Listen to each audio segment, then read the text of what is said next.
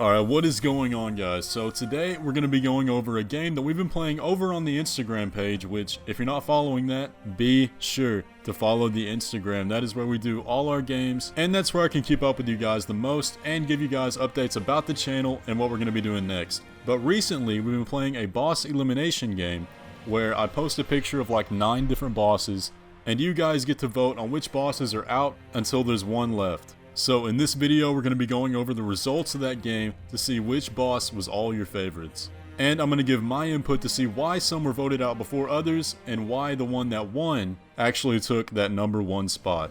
But before we begin, guys, make sure you're subscribed to the channel. The vast majority of you aren't subscribed, so if you don't mind, go ahead and hit that subscribe button so you can stay up to date with my content. Alright, so let's get into the rules of the game. So how this game went was, I posted this picture up on Instagram and I asked you guys to eliminate bosses from worst to best. I had absolutely nothing to do with this. This was all voted on by you guys. So the 9 bosses that were voted on were Artorias, Smough Ornstein, Gale, the Burnt Ivory King, Midir, Ishin, Manus, Fume Knight, and Soul of Cinder. So let's get into the boss that was eliminated first. So coming in at number 9 and the first to be eliminated was Ishin the Sword Saint. Ishin is one of my favorite bosses from all of the FromSoft games, so personally I would put him a lot higher than this, but I think there's a few reasons as to why he was eliminated first. So the first reason why I think he was eliminated first is because there's still a lot of people on the Instagram that haven't actually played Sekiro. And I know he's pretty widely accepted as one of the hardest bosses in all the FromSoft games, so there's still a lot of people that haven't beaten him. And because of that frustration, they might think it's just bad design, which I really disagree with. Ishin has some of the best boss mechanics from all the games that I've played personally. It puts all the skills that you've learned throughout the game to the test in a very, very well put together way, in my opinion. So, lack of people actually playing the game and lack of people actually beating him are why I think he took the number 9 spot and was eliminated first. Alright, so number 8 and the second to be eliminated was the Burnt Ivory King. This one honestly surprised me quite a bit because the Burnt Ivory King has one of the biggest spectacles in terms of boss fights in the game. However, there's one thing that kind of ruins the boss fight for a lot of people, and it's fighting the Lois Knights beforehand. Boss fights that kind of come with a gimmick like that are really annoying and a big turnoff for a lot of people, so I can definitely see why that part of the boss fight can make this rank lower on the list. And I do know there's a lot of Dark Souls 2 haters out there, so that might be a reason why too, I don't know, but he is number 8 and the second one gone off the list. Now from here on out we're getting into bosses that can really be considered the best of all the games. But number 7 and the third eliminated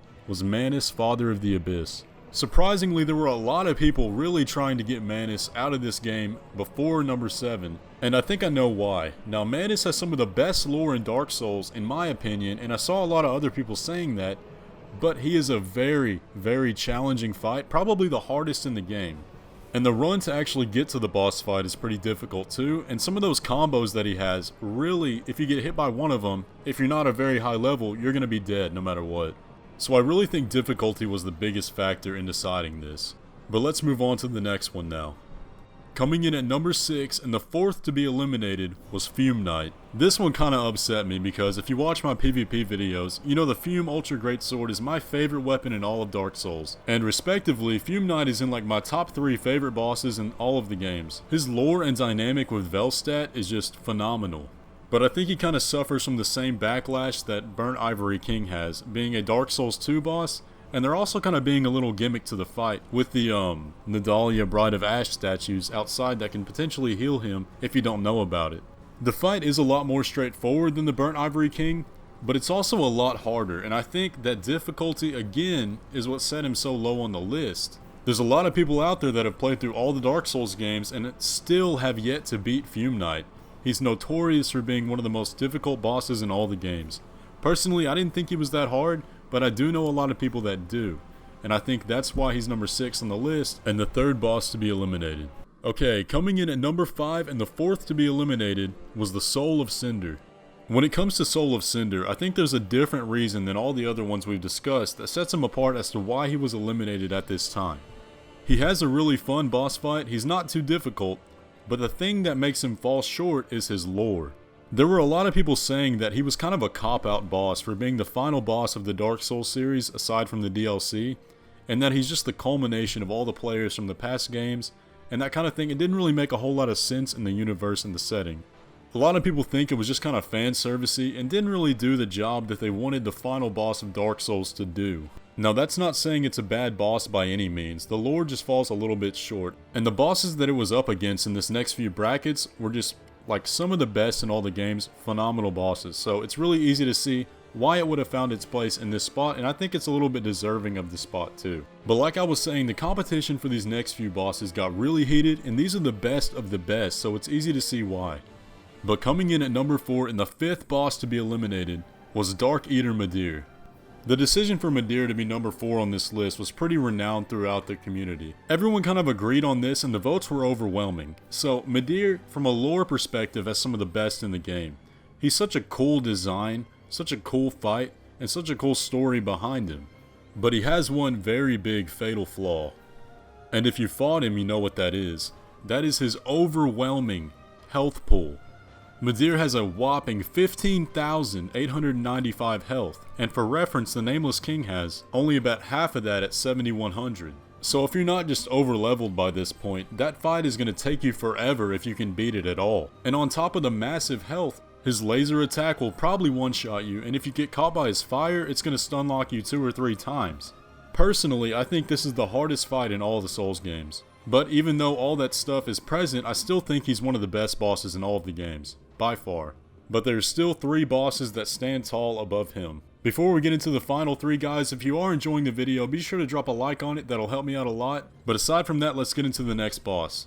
Coming in at number 3, the gatekeepers of the series themselves, Smo and Ornstein. Now if you've played the original Dark Souls, you probably know why they're called the gatekeepers. This is the point in the game that's really going to decide whether or not you actually beat it. This is a notoriously hard fight, but it's also got some of the best story and the best gameplay mechanics behind it. The reason this fight is so special and the reason this is such a good boss for the game is because it's positioned perfectly at the halfway point that's going to decide if you can actually get into the next part of the game, which really breaks off into several different paths you can take that really branch out and expand the world that you're in. Even though it's kind of a gimmicky double boss fight, the bosses themselves really complement each other, with one as being a really slow tank build and the other being really speedy and fast that can kind of catch you off guard if you're not paying attention. And something about them just worked, and it was overwhelmingly apparent that they deserved the number 3 spot on the list. Now the final 2 on this list were neck and neck.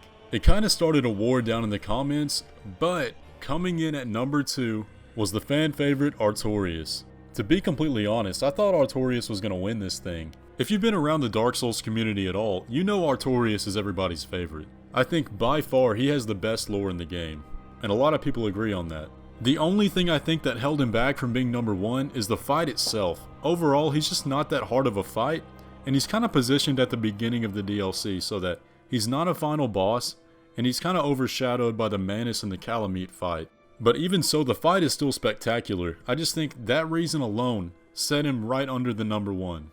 And that number 1 spot was actually taken by Slave Knight Gale. This might be an unpopular opinion, but Gale is by far my favorite boss in all the games, so I was actually really happy when he took the number 1 spot on the list.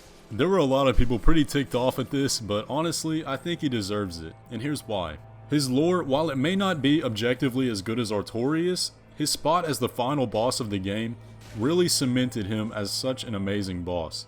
The spectacle was a 10 out of 10. The fight itself was a 10 out of 10. There was nothing wrong with his fight.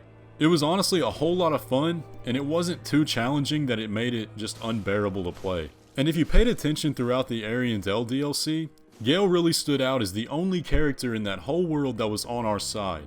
And so to see him at the end of the world all mangled and disfigured like that really left an impact that not a lot of other bosses could do. And honestly, I kind of like the fact that the game ended on a conclusion to a side story that wasn't really so apparent as the end of the game, but still left such an amazing impact.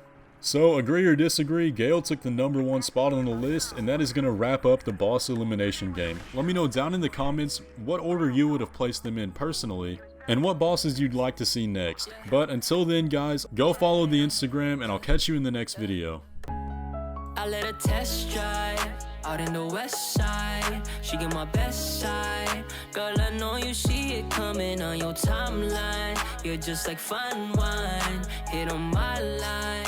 Girl,